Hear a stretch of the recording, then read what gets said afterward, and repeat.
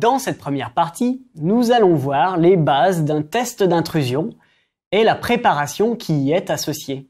Commençons avec quelques définitions.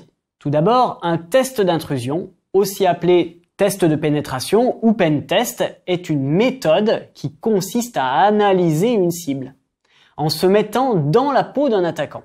Cet attaquant est généralement connu sous le nom de hacker malveillant ou pirate.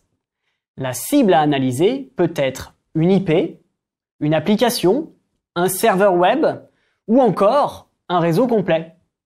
Dans ce cours, vous allez pratiquer sur un serveur web. Le test d'intrusion est donc une photographie à un instant T de cette cible.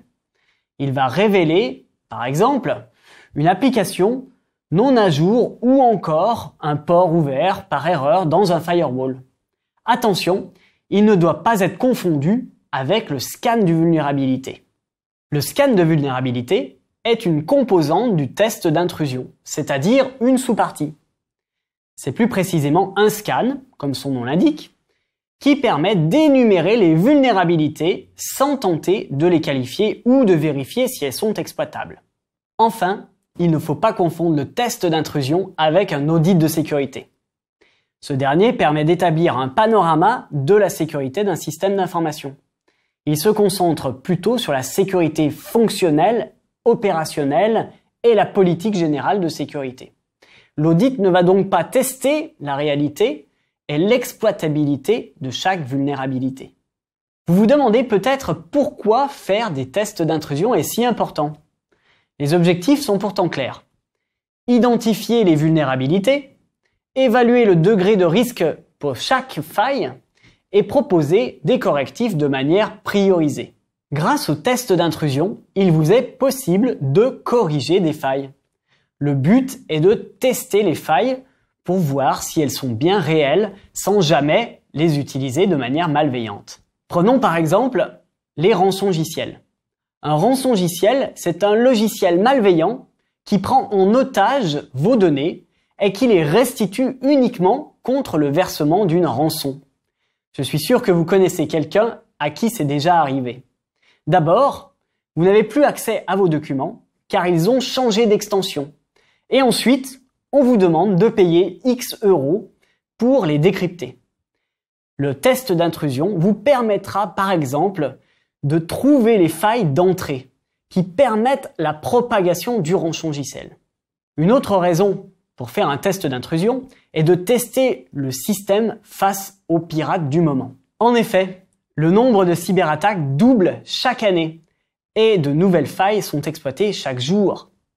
Les pirates ont des intentions variées, politiques, ludiques et surtout économiques. Par exemple, vous avez peut-être entendu parler du cheval de Troie Ruthless, qui vole les numéros de carte bancaire et les accès aux comptes bancaires. Il est donc essentiel que vous vous teniez au courant de ce qui existe pour mieux vous en protéger. Bref, la sécurisation n'était peut-être pas rentable autrefois, mais aujourd'hui, le pourcentage de chances de se faire pirater est élevé et les conséquences lourdes. C'est donc dorénavant une priorité dans l'exercice de vos fonctions. Posons-nous maintenant la question suivante. Quand faut-il faire un test d'intrusion ? Différents moments sont possibles. Cela peut être lors de la conception du projet, afin d'anticiper d'éventuelles attaques, ou bien pendant la phase d'utilisation, à intervalles réguliers, ou encore suite à une cyberattaque pour éviter que cela se reproduise. La conduite d'un test d'intrusion est avant tout à l'initiative de l'entreprise qui veut se tester. Vous pouvez mener un test d'intrusion soit de l'extérieur, soit de l'intérieur. Un test d'intrusion externe peut être réalisé depuis n'importe quelle connexion Internet. Le test d'intrusion interne, quant à lui, ne peut être fait que sur le LAN, c'est-à-dire le réseau interne. Vous vous demandez sûrement qui réalise un test d'intrusion. Eh bien, c'est un expert en cybersécurité, communément appelé pentester. Pour devenir pentester, il faut avoir une large maîtrise des systèmes et réseaux. En effet, le monde de la sécurité est transversal et il faut donc connaître les différentes technologies et matériels du marché pour pouvoir comprendre et exploiter les vulnérabilités qui sont présentes. Voilà, nous venons de voir ensemble les bases du pentest. Dans le prochain chapitre, vous allez découvrir les attaques et intrusions possibles sur votre infrastructure.